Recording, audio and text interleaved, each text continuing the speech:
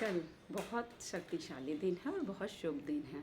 Full moon तो है ही और हनुमान जयंती है, हनुमान जी का जन्म उत्सव। कहते हैं इस दिन ब्रह्मांड में बहुत शक्तियाँ होती हैं और इस दिन अगर हम बहुत अच्छे से याद करके भगवान जी को उनसे विश मांगते हैं तो वो विश हमारी ज़रूर पूरी होती है।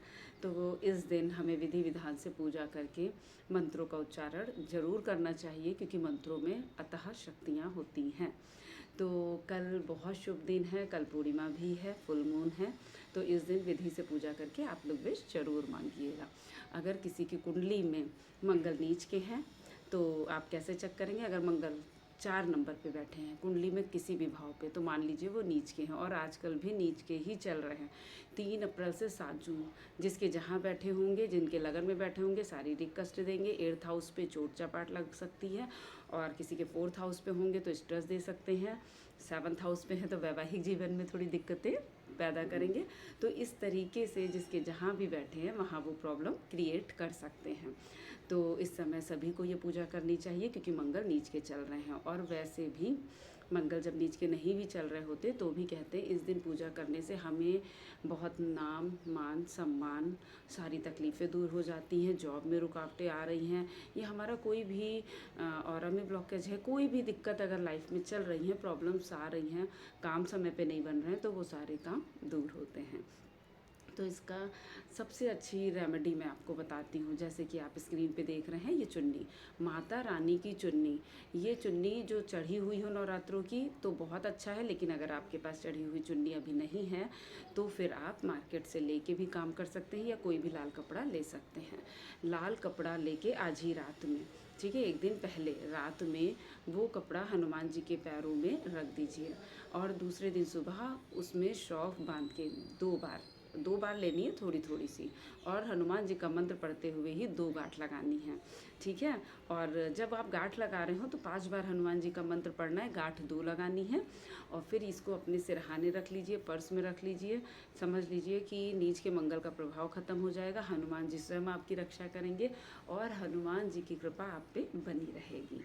और दूसरा उपाय मैं बताती हूँ। और अगर ये रात में ना रख पाएँ, आपको बाद में पता चले, तो आप सुबह भी 1-1.5 घंटे पहले भी रख सकते हैं, आमंत्रित हो जाता है।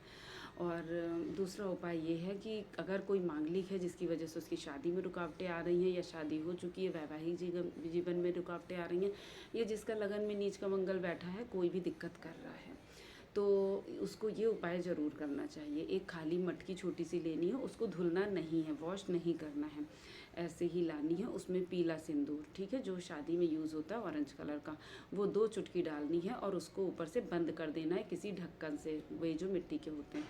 फिर वो जब आप बंद करके फिर किसी भी नदी में आपको बहते जल में प्रभावित कर देना है। कहते हैं ये उपाय इतना अच्छा होता है कि ये जब तक ही मतलब आप उपाय कर देते हैं तब तक ही आपके जीवन पे मंगल का खराब प्रभाव पड़ना ख़त्म हो जाता है। तो ये एक बार हो सके तो, अगर मंगल खराब है तो एक बार जीवन में ज़रूर ये उपाय करें। और तीसरा उपाय मैं बताती हूँ। कल के दिन या फिर आप किसी मंगल को शुक्ल पक्षी किसी मंगल को कर सकते हैं, अगर मंगल का खराब प्रभाव जीवन में पड़ रहा हो, आप मांगलिक हो, ठीक है, कोई भी, या मंगल किसी प्रकार से आपको परेशान कर रहा हो। सर से गुड़ उतार के, जैसे नज़र उतारते हैं, तो ऐसे करके घुमाइएगा और 6 बार, ठीक है, फिर माथा टच करिएगा, फिर उल्टा घुमाइएगा। तो ऐसे जब आप घुमाएंगे ना, तो कहते हैं कि जितनी भी निगेटिव एनर्जी है वो सब निकल जाती हैं। और वो घुमा के ना आपको घर के बाहर कहीं रखना है। आप किसी गाय को खिला सकते हैं, कहीं पीपल के पेड़ जहाँ पूजा होती है वहाँ रख सकते हैं, मतलब किसी के पैरों के पार ना पड़े, बाकी आप कहीं भी ये कर सकते हैं। तो जब आप ये कर लेंगे तो आपके जीवन में सकारात्मक ऊर्जा आना शुरू हो जाएगी। तो ऐसे नज़र ज़रूर उतारिएगा अगर मंगल का खराब प्रभाव आपके जीवन पे है। और हनुमान जी की पूजा विधि ये है कि ये पूजा, कहते हैं, ये पूजा क्या, हनुमान जी की कोई भी पूजा हो, कहते हैं 6 से 8 नहीं करनी चाहिए, क्योंकि वो राम जी के उसमें होते हैं, वो राम जी का मंत्र उच्चारण कर रहे होते हैं, राम जी को याद कर रहे होते हैं। तो 8 से 12 कहते हैं इनकी पूजा शुभ रहती है। 8 से 12 आप मंत्र पढ़ सकते हैं। और मंगलवार की मैं बात कर रही हूँ। और वैसे हनुमान जयंती में आप सारा दिन मतलब पाठ पढ़ सकते हैं, लेकिन मंगलवार को कहते हैं सुबेरे 8 से 12 बहुत शुभ रहता है। और संध्या काल में, संध्या काल होता है हमेशा 5 से 7 के बीच। तो आप हनुमान जयंती है तो आप किसी भी टाइम पूजा करें तो सबसे पहले एक दीपक जला लें और गणपति जी को याद करें और हनुमान जी के ये जो स्क्रीन पे मंत्र है तो इस मंत्र का उच्चारण करें। और ये जब मंत्र करते हैं स्वाहा मंत्र, तो हमेशा हमें ना आहुति देनी होती है, हवन करना होता है। तो आप छोटा सा दिया लेके उसमें हवन छोटी छोटी सी आहुतियाँ देके कर सकते हैं। अगर बड़ा नहीं कर पा रहे हैं कोई बात नहीं, छोटा सा हवन कर सकते हैं, लेकिन अगर आहुति दे के करें तो ही ये मंत्र करें। और अगर आप आहुति नहीं दे सकते हैं, कोई भी रीज़न हो, टाइम कम हो, जो भी हो, तो आप सिंपल वाला ये जो मैं दूसरा स्क्रीन पे मंत्र दे रही हूँ, सिंपल ये मंत्र करिए, इसमें आहुति की ज़रूरत नहीं है। लेकिन हाँ, अगर आप आहुति वाला मंत्र कर सकते हैं तो इसमें बहुत अथाह शक्तियाँ हैं। आप एक सुरक्षा कवच में बंध जाएंगे, आपके जीवन में खुशियाँ ही खुशियाँ आना शुरू हो जाएंगी। कोई भी नकारात्मक ऊर्जा आपके पास नहीं आ पाएगी और घर में भी सकारात्मक ऊर्जा बनी रहेगी। तो जब आप ऐसे विधि विधान से पूजा करते हैं कल के दिन, तो आप अपने अंदर ब्रह्मांड की कई शक्तियाँ समाहित कर लेते हैं। तो कल इस तरीके से आप पूजा ज़रूर करें। और हाँ, हनुमान जी को श्राप मिला था कि आप अपनी शक्तियाँ भूल जाएंगे, तो आप कभी भी हनुमान जयंती है या मंगलवार है या कभी हनुमान चालीसा पढ़ें या मंत्र पढ़ें तो हनुमान जी को उनकी शक्तियों का याद ज़रूर दिलाएं। तो आपको क्या कहना है कि आपके अंदर बहुत शक्तियाँ हैं, आप बहुत शक्तिमान हैं और आप हमारी सारी प्रॉब्लम्स दूर कर सकते हैं। आप मुझे ये दे सकते हैं, आपको जो भी चाहिए तो मुझे आप ये दीजिए, आप मेरे लिए ये करिए, क्योंकि आप कर सकते हैं। तो उनकी शक्तियाँ याद दिला के आप पूजा करेंगे, कुछ भी मांगेंगे तो वो ज़रूर फलेगा और आपको ज़रूर मिलेगा।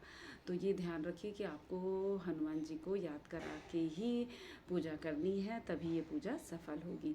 तो मैं यही कहूँगी, कल का दिन बहुत शक्तिशाली और शुभ है, तो मंत्रों का उच्चारण ज़रूर करें ताकि आपके जीवन सुखमय बीते। जो चली आ रही प्रॉब्लम्स है ना, वो सब दूर हो जाएं। तो कल बहुत अच्छे से आप पूजा करिएगा और आपकी पूजा ये ज़रूर फलेगी। हनुमान जी का आशीर्वाद आप पे सदा बना रहे और हनुमान जी आपकी सारी विशेष पूरी करें।